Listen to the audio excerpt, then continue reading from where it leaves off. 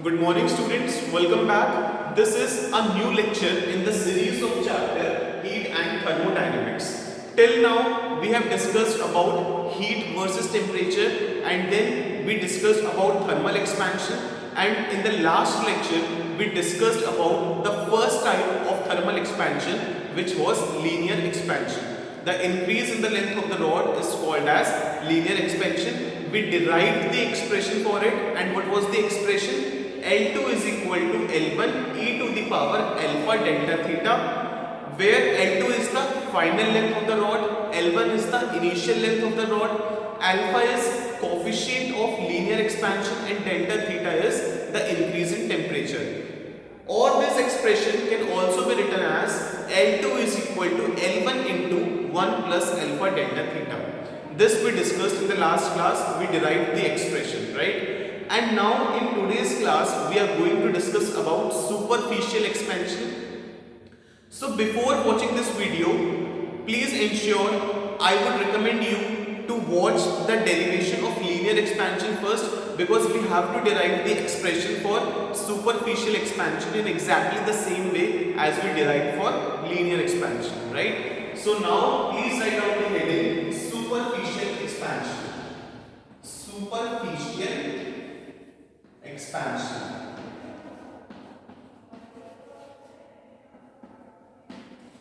Superficial expansion. What is superficial expansion? Please tell me what is superficial expansion. If you don't know what is superficial expansion, please revise your notes. In the notes we have written what is superficial expansion. So what is superficial expansion? The increase in the surface area of a metal plate when it is heated is called as superficial expansion. So let's say there is a metal plate. This is a metal plate which is having area A1 at temperature theta 1. Let's say there is a metal plate and at temperature theta 1 the surface area of this metal plate is A1, right? And let's say we provide heat to this metal plate and its temperature starts increasing.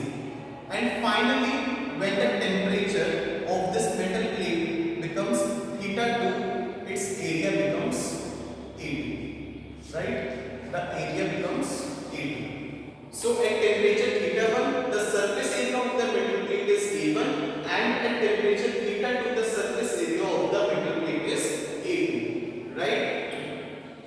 Let's say this is initially and this is finally, right? And let's say at any intermediate temperature, at any intermediate temperature,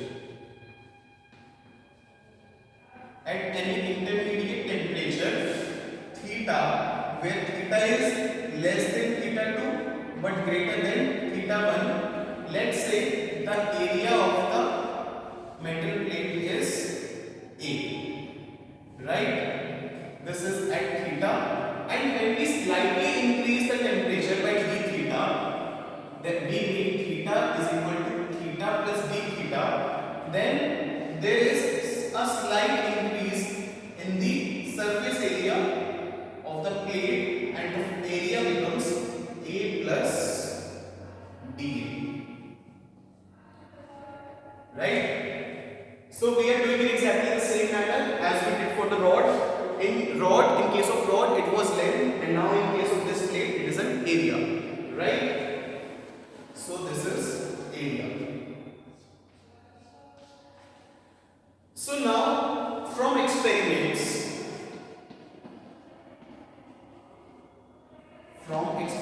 the increase in the area is dA. So from experiments this increase in the area is proportional to the original area of the plate. जितनी बड़ी plate होगी उतना ज्यादा increase होगा area में, and जितनी छोटी plate होगी उतना कम इंक्रीज होगा एरिया में, right? is directly proportional to the d theta.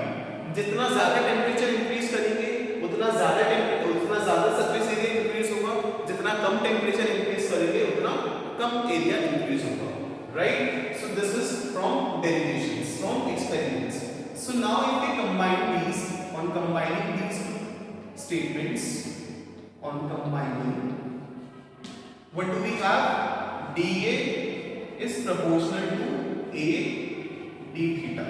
So on combining, dA is proportional to A d theta. Now if we remove this proportionality constant, we should introduce a constant of proportionality. So let us do that. So if we remove this proportionality sign, we introduce one constant of proportionality which is here called as beta. In case of linear expansion, it used to be alpha, right? Now here I am writing it as beta. So we have beta A d theta, right? Where beta is called as, where beta is called as, where beta is called as, alpha is called as coefficient of linear expansion, and here beta is called as coefficient of superficial expansion. So it is coefficient of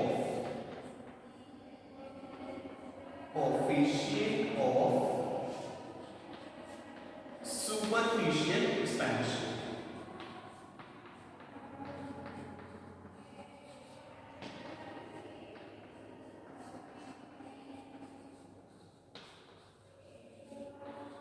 So beta is called as coefficient of superficial expansion. Now what we can do, we can take this area in the denominator of LHS. So we have dA upon A is equal to beta d theta. On integrating both the sides. Now what we should do, we should integrate. On integrating both the sides, what do we have? Integration of dA upon A is equal to, beta is constant of proportionality, beta is a constant, so it can be taken out of integration. So we will have integration of d theta. So initially, now we have to put the limits. Initially at temperature theta 1, the area is A1. At temperature theta 1, the area is A1. At temperature theta 2, the area is A2, right? So this is the thing. And now integration of dA upon A. I told you this is of the form integration of dx upon x. And what is the formula? Integration of dx upon x is equal to ln x, right? So integration of dA upon A will be equal to ln A. And then we have to put the limits. The lower limit is A1, the upper limit is A2. It is equal to beta, and then integration of d theta is theta, because this is of the form integration of dx, and integration of dx is x. Now lower limit and upper limit. Now we will put the upper limit minus lower limit. So we have ln of A2 minus ln of A1. It is equal to beta and theta 2 minus theta 1, right? Now this ln A minus ln A2 minus ln A1, this is of the form ln x minus ln y. Ln x minus ln y can be written as ln of x upon y. So I write it as ln of A2 upon A1. And now it can be written as equal to beta. And now theta 2 minus theta 1 can be written as delta theta, right? So I am writing this delta theta. This is the change in temperature. Now what we should do? We should take the anti-log on both the sides. If we take the anti-log on both the sides, we have A2 upon A1 is equal to e to the power beta delta theta. Beta delta theta. So from here A2 is equal to A1 e to the power beta delta theta. This is the required expression for superficial expansion. A2 is equal to A1 e to the power beta delta theta. And now e to the power beta delta theta can be written as what we used to write, e to the power alpha delta theta. We wrote it as 1 plus alpha delta theta. So here e to the power beta delta theta can be written as 1 plus beta delta theta. So this expression in another form can be written as A2 is equal to A1 1 plus beta delta theta. So this is the another form of this expression, where A2 is the final surface area of the plate, A1 is the initial surface area of the plate, beta is coefficient of superficial expansion, and delta theta is the change in temperature. I hope you have understood this derivation very well. So please note this down and then we shall move forward. So I hope everyone has noted this down by pausing the video, right? So now we are going to proceed further. So now can we define coefficient of superficial expansion? In the same way we used to define coefficient of linear expansion, we will define coefficient of superficial expansion. So can I erase this now? I am going to erase this so that we have space for defining the coefficient of superficial expansion. I am going to erase this. Okay.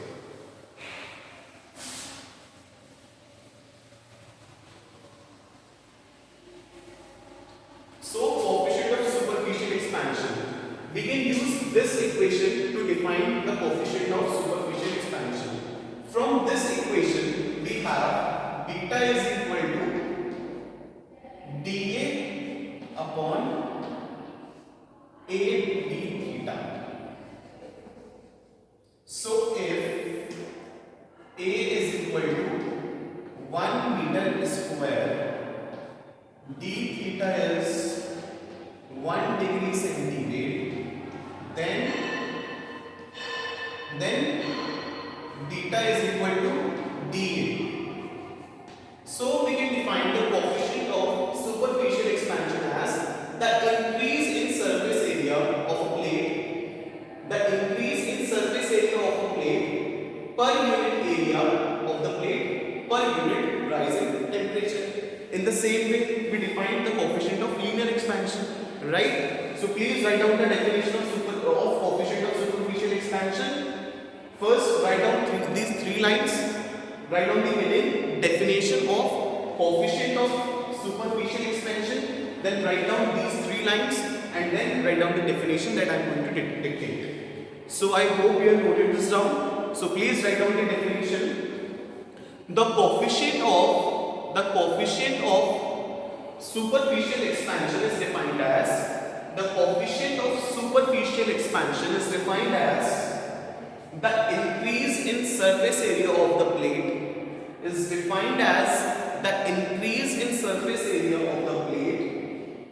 per unit area of the plate per unit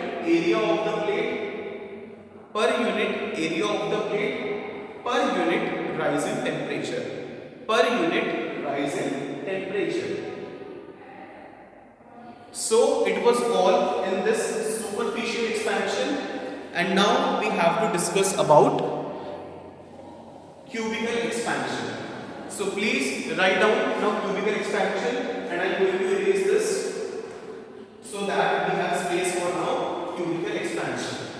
Please try to derive the expression for cubical expression yourself. You have to do again exactly the same things, right? So please try it yourself, and if you are unable to solve it or if you are confused, you are facing any doubt, only then watch this video. Okay? So we are going to now discuss cubical expansion.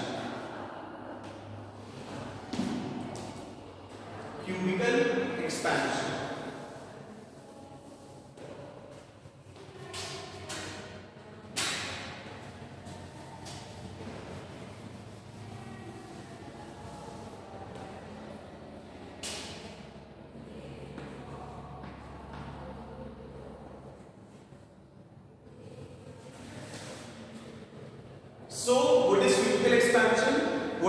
cubical expansion?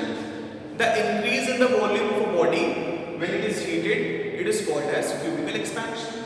So let's say we have one body. Let's say this is a three-dimensional body which is having some volume.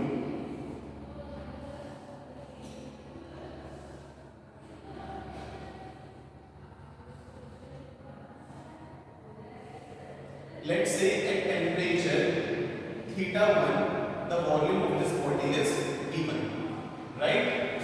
And let's say we increase the temperature to theta 2.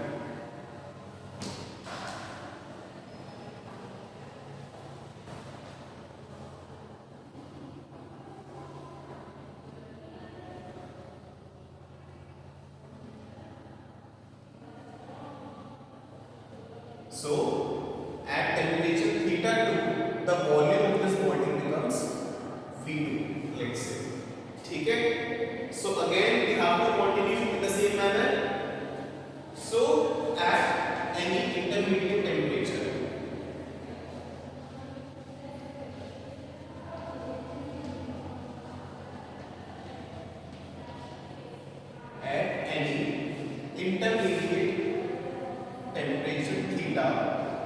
where theta is less than theta 2 but greater than theta 1, right? So what happens is, let's say the volume of the body is capital P.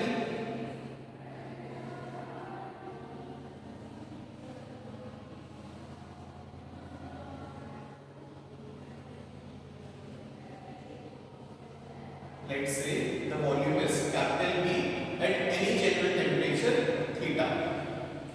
And now if I slightly raise the temperature of this body by d theta, that is theta becomes d plus d theta, then the volume of this body will slightly increase and the volume will become v plus dv.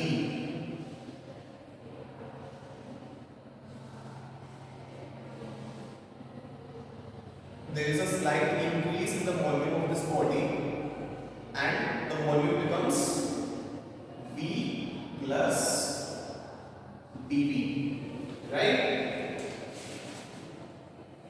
So now from experiments, this dv from experiments, what do we have from experiments? From experiments, dv is the increase in the volume of the body. This dv is proportional to the original volume of the body. So this dv is directly proportional to v, and also dv will be proportional to the increase in temperature. So this is also proportional to d theta. So on combining these two statements,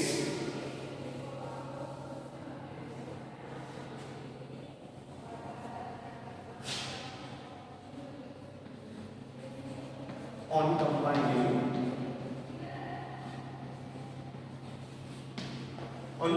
these two statements, we will have dv is directly proportional to v d theta, right? So dv is directly proportional to v d theta. Now if we remove this proportionality sign, we will introduce a constant of proportionality. So we introduce a constant of proportionality and we remove this proportionality sign. So the constant of proportionality here is called gamma v d theta. And here this gamma is called as, can you guess what gamma is called as? Yes, coefficient of cubical expansion. Alpha was coefficient of linear expansion, beta was coefficient of superficial expansion, and this gamma is called as coefficient of cubical expansion. So this gamma is called as coefficient of cubical expansion.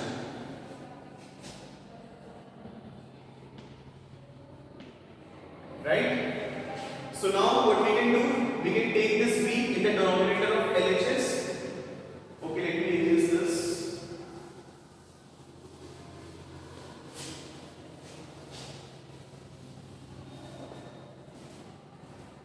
I hope you have understood this now very well, right?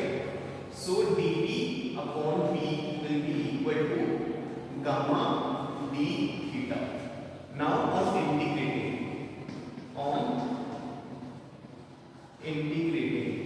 on integrating both sides, on integrating both the sides, we will have integration of dV upon V is equal to gamma is taken out of integration because it is a constant. So we will have d theta, and when temperature is theta 1, the volume was V1, and when the temperature becomes theta 2, the final volume becomes V2. Right? Integration of dV upon V is ln V. Okay? ln V,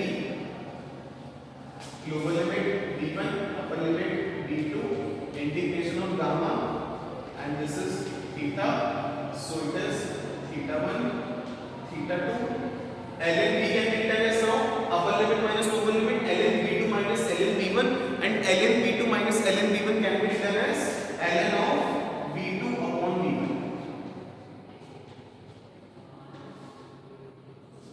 I am doing it now fast because we have already done this many times now. And gamma, and this will be written as theta 2 minus theta 1, and theta 2 minus theta 1 can be written as delta theta. Now take antilog on both the sides. You will have V2 upon V1 is equal to e to the power gamma delta theta.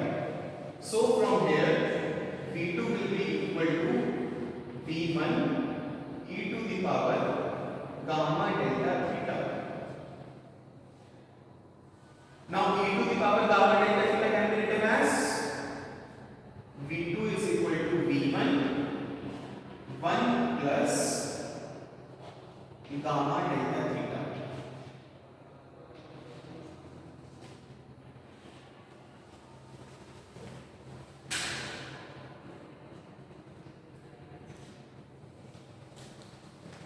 So this V2 is equal to V1 into 1 plus gamma delta theta. So this is the final expression for the cubical expansion.